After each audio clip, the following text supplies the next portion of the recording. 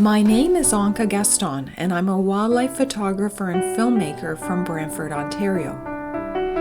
The arrival of spring means that birds will soon be looking for mates and places to nest. Several species have taken to raising their young in man-made bird boxes.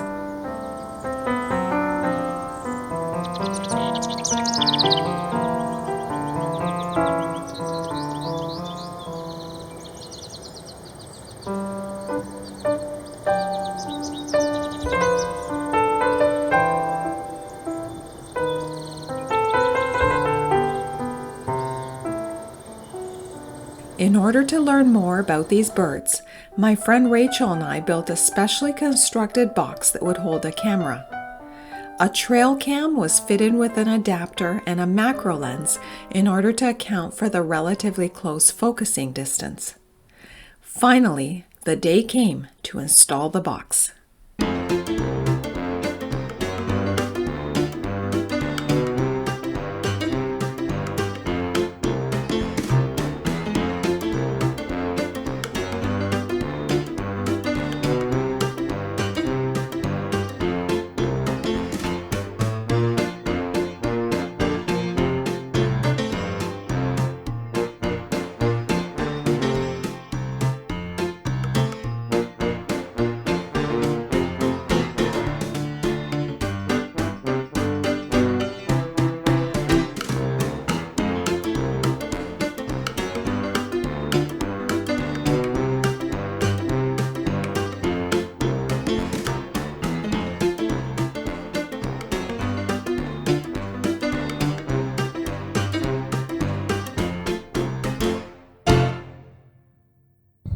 Today is March 29th and we just finished installing the bird box.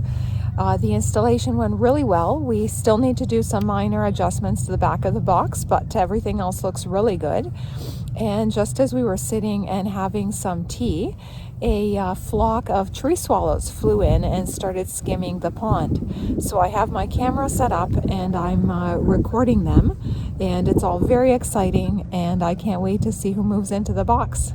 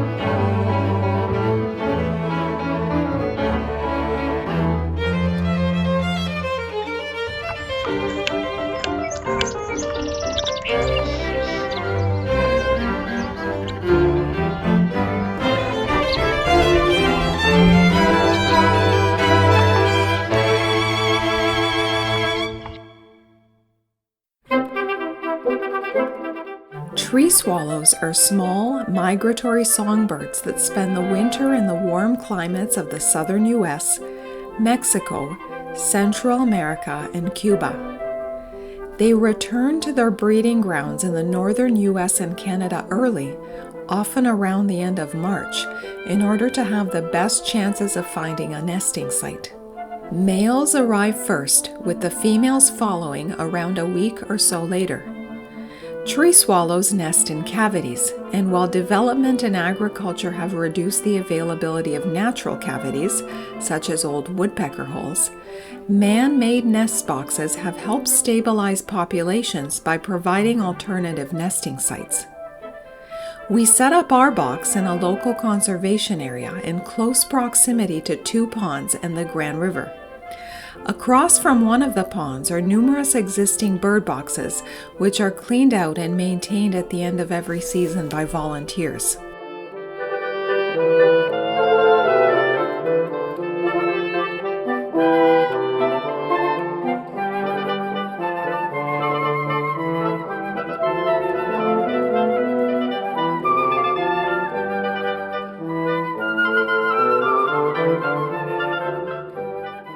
A tree swallow's primary source of food is insects, and these aerial insectivores catch their meals in the air using their beaks. Their slender, streamlined bodies, long wings, and small feet are perfect for this task. Their flight is fast, agile, and characterized by constant twists and turns. Nesting close to wetlands is also an advantage, as insects are often more abundant in these environments.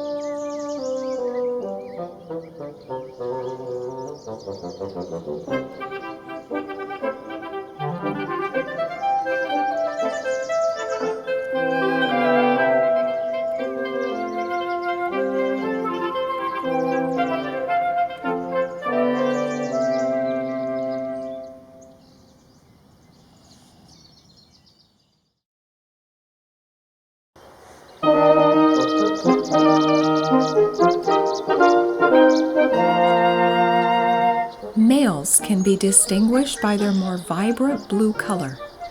It is his job to find a nesting cavity and protect it. Once he has found a suitable site, he will spend a great deal of his time perched nearby in order to ward off potential competitors.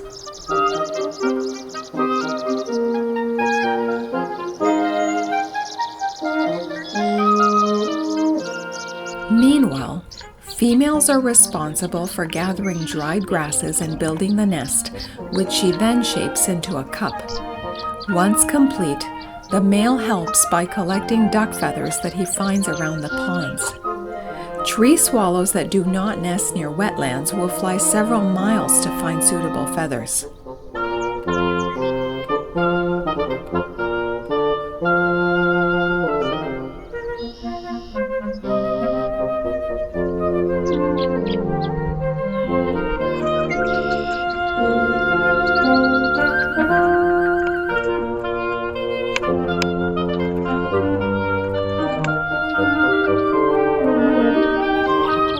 Every time I come here, I'm just amazed at how comfortable these birds are with me so close.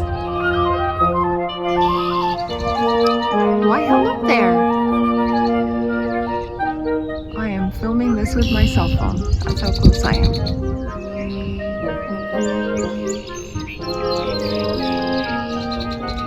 And here's the other one.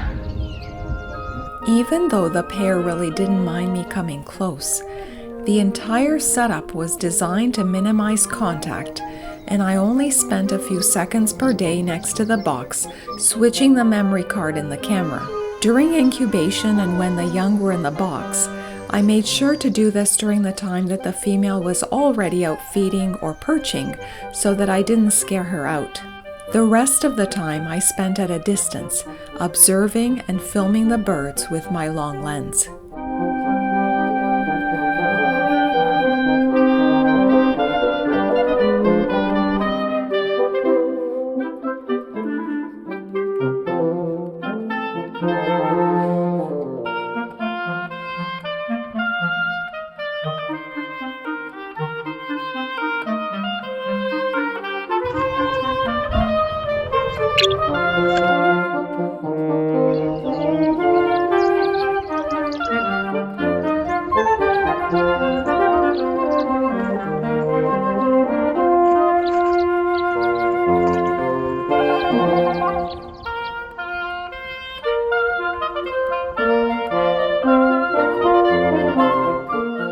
Tree swallows continue to collect duck feathers throughout the nesting process. Feathers serve a variety of purposes. They keep the eggs and young warm when the female is away, protect the young from being cut or scratched by vegetation, and may help hide both the eggs and young from predators. Most importantly, tree swallow nestlings are more likely to survive in nests that are well lined with feathers. While it made it harder to see what was going on, our pair did an excellent job of finding feathers for their nest.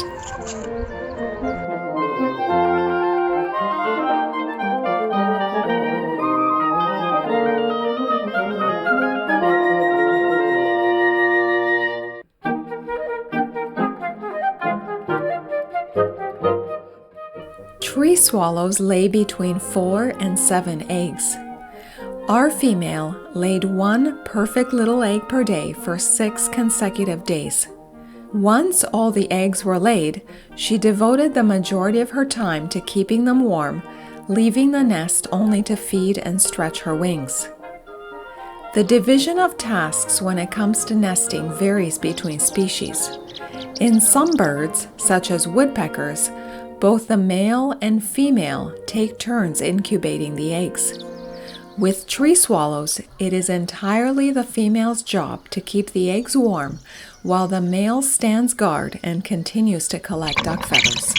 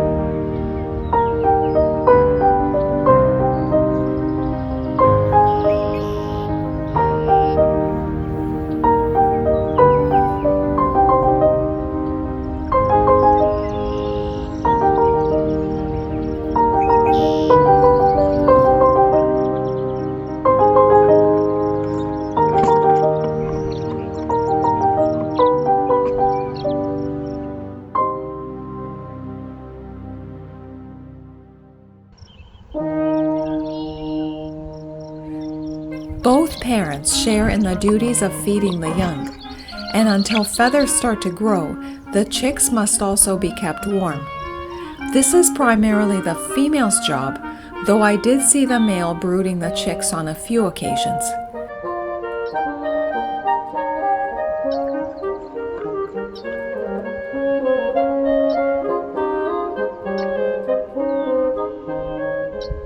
But most of the time, when the female was away foraging, the male would perch in the opening, protecting the precious contents inside until the mother returned.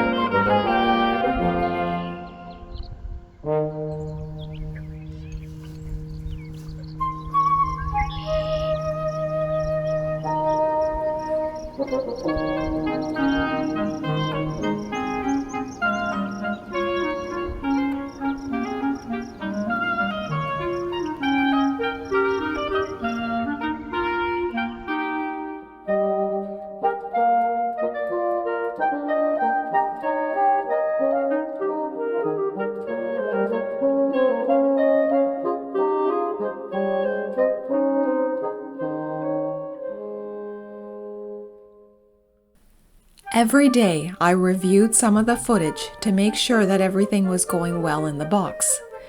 On the afternoon of May 25th, I noticed that one baby had been out of the nest since at least that morning. Worried, I decided to contact a friend who is an experienced naturalist and bird researcher to ask for advice.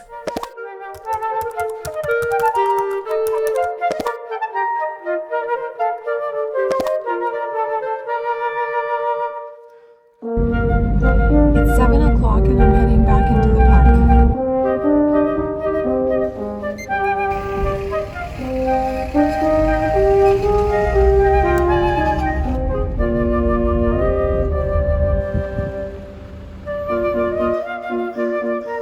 I'm gonna make sure I'm wearing my hat just in case the parents get angry with me and dive bomb me.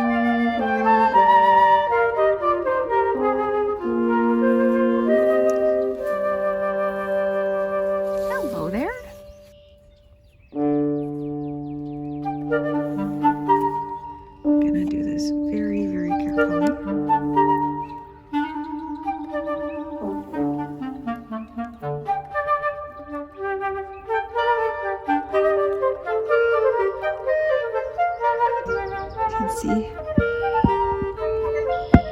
baby right there, and I'm going to very carefully move him over with the other babies.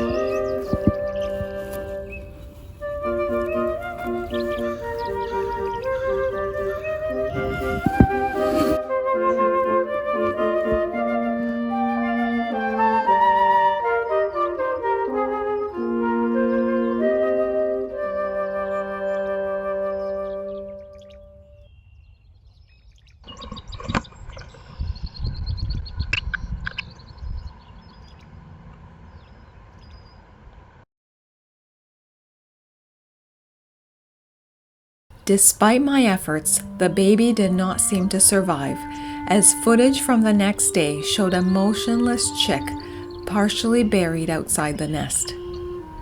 Sadly, nesting mortality can be quite high.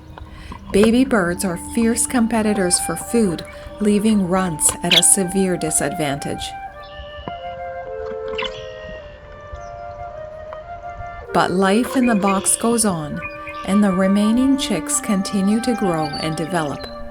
By day 5, feather tracts where feather follicles are rapidly growing are clearly visible.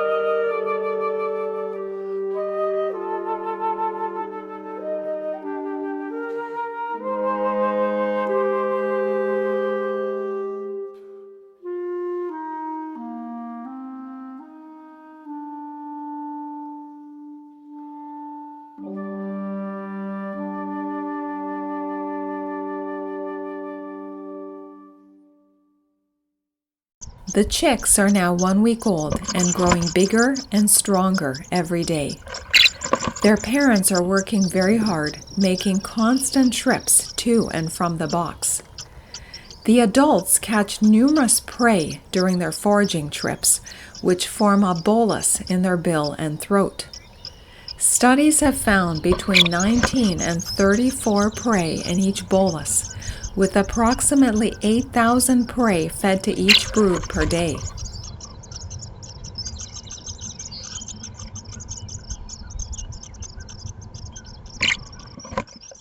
The beaks of baby birds have yellow, fleshy borders called oral flanges. The flanges reflect ultraviolet light, which birds can see, making the nestling's open mouth a more visible target in a dim cavity. Housekeeping is also an important part of looking after the young. The droppings of baby birds are enclosed in a tough mucous membrane called a fecal sac. This enables the parents to keep the nest clean by removing the waste.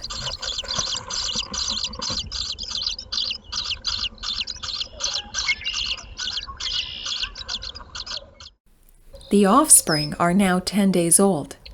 Their feathers are growing rapidly and their eyes are just starting to open.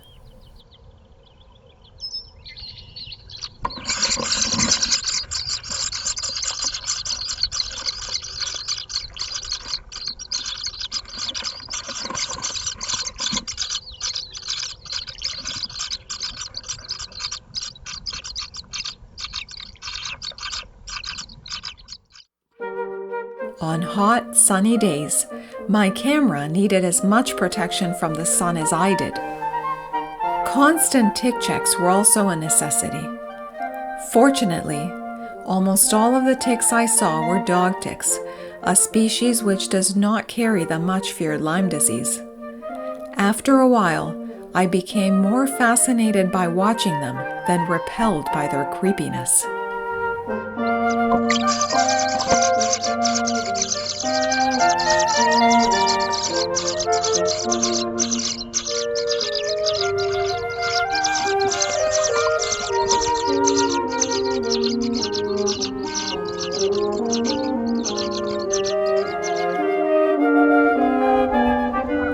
This will be the last night that their mother will spend in the nest with them.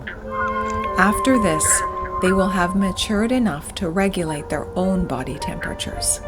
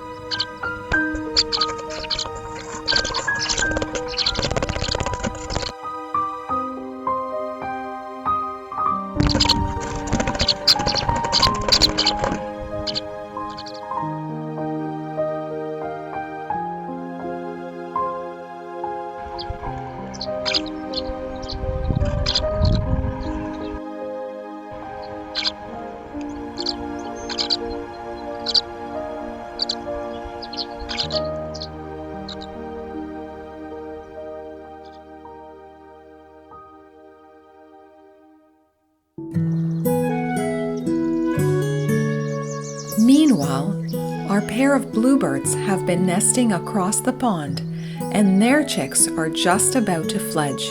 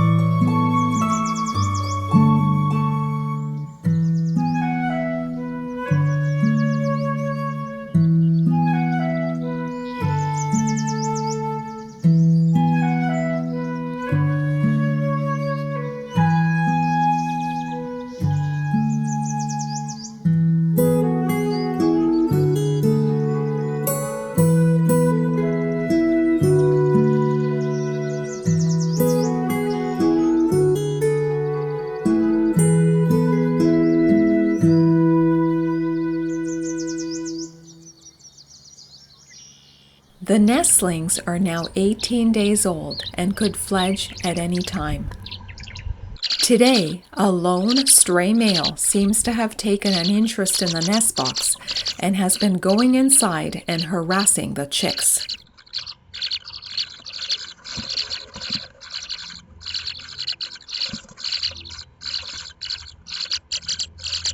Luckily, none show any visible signs of having been harmed.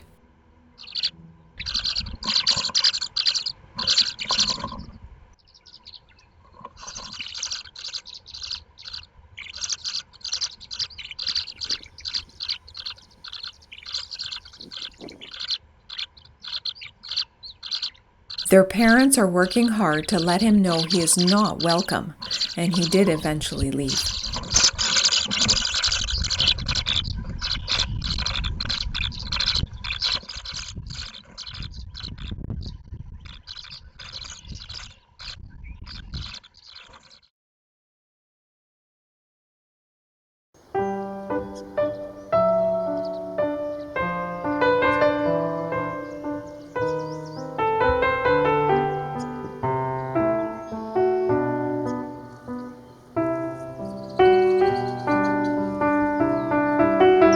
I knew the chicks were close to fledging, so I tried to spend as much time near the box as I could.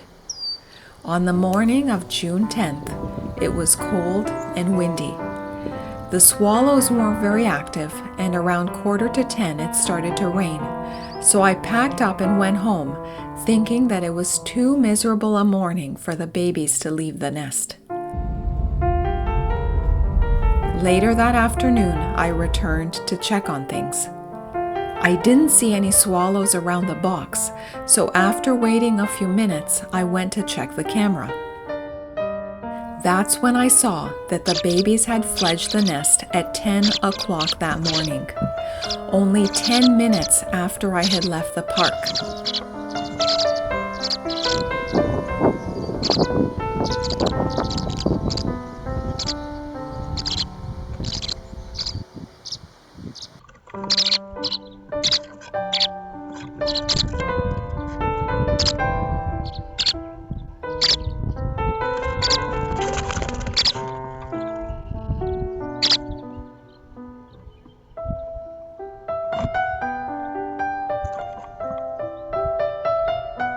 I felt so disappointed to have missed this important event.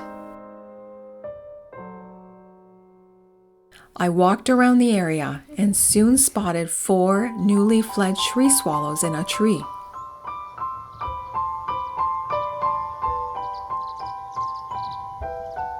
Both parents were making trips back and forth feeding them. Although I have no way of knowing for sure, it is certainly possible that these were the chicks from my box.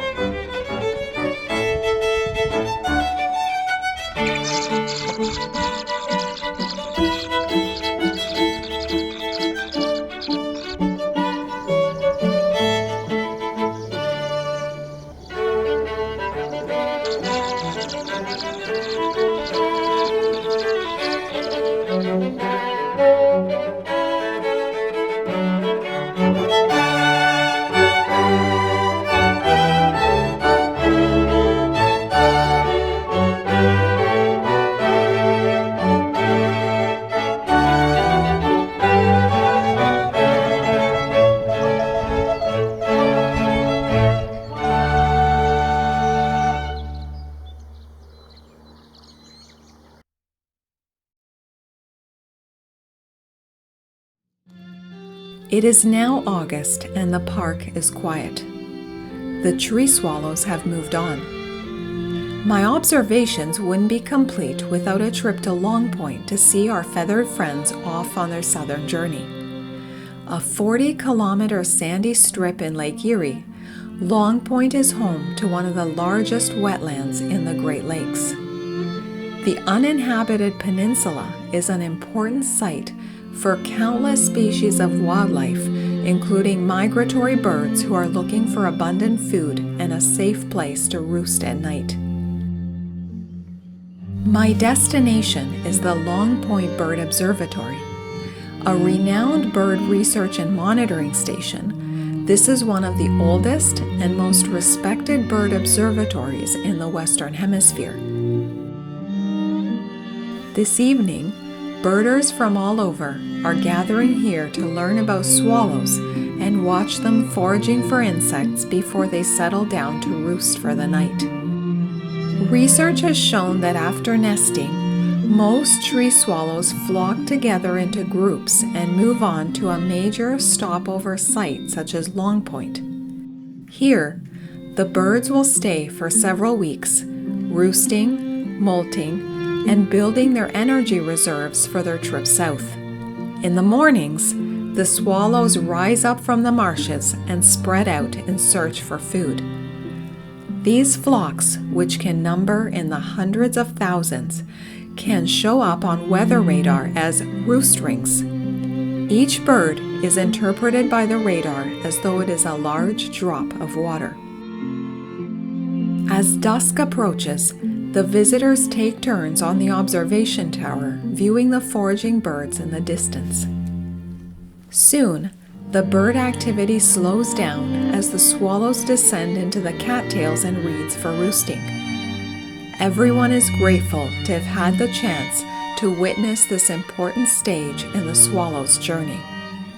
Compared to other birds, tree swallows migrate at a leisurely pace, and it may take them 3 to 4 months to reach their southern destination.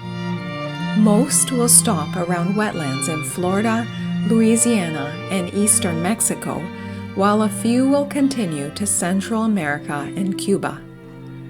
Around February, the days will begin to lengthen and the temperatures will begin to rise, triggering the swallows to begin to return to their northern nesting grounds.